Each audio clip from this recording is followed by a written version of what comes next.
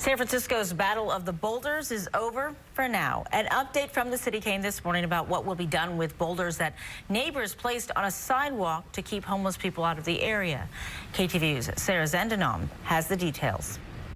The boulders were put here just a couple of weeks ago, and in the last 10 days, they've been moved from the sidewalk onto Clinton Park 4 times already. Now, this controversy has seemingly come to an end. In a statement, San Francisco Public Works said, quote, "At the request of neighbors, San Francisco Public Works will remove the boulders on Clinton Park today and work on a longer-term solution. We already are back at the drawing board."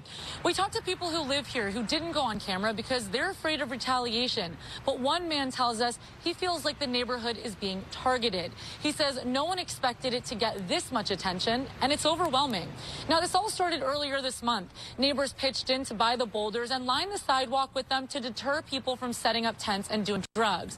In an act of apparent protest, the boulders were pushed onto the street multiple times. Public Works crews put them back onto the sidewalk to get them out of the street. The rock placement does follow city code. They aren't blocking the sidewalk and leave a 4-foot walkway for people to get by, so the city didn't remove them. That is until neighbors here requested it. We spoke to a San Francisco native about his thoughts on this issue. We need to deal with the homeless problem. I mean, there's going to be millions of homeless people in the coming years, and I mean, this is not a solution. It's a temporary solution, which means they'll move somewhere else because, I mean, they're human beings and we have to find a solution to the homeless problem. We don't know yet if neighbors plan on coming up with another solution. In San Francisco, Sarah Zendenom, KTVU Fox 2 News. A San Francisco woman is dead and her father is seriously injured after being trapped in an overnight house fire.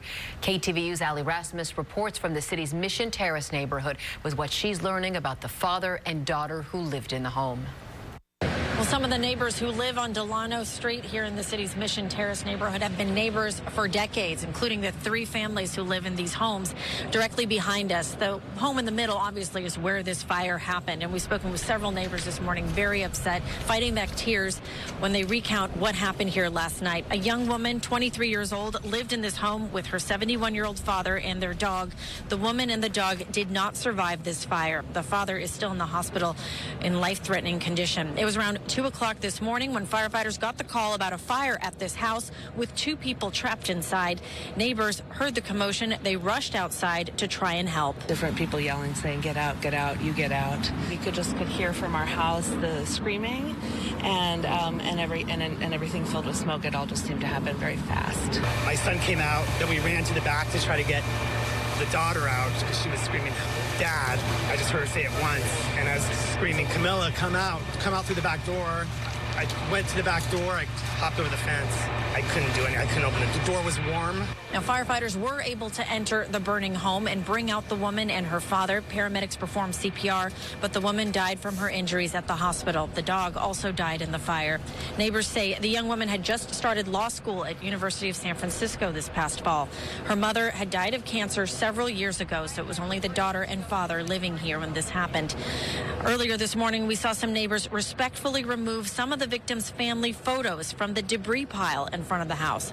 Overnight, firefighters had to remove some of the burnt debris from the home's living room to clear the way for fire investigators to go in today. Once the sun came up, some of the victims' personal family photos were visible and exposed to the rain. So neighbors say that they were gathering those items in order to save and return them and give them to some of the victims' extended family members. But fire investigators are inside the home this morning. They are starting the process of trying to determine how the fire started. In San Francisco, Ali Rasmus, KTVU, Fox 2 News.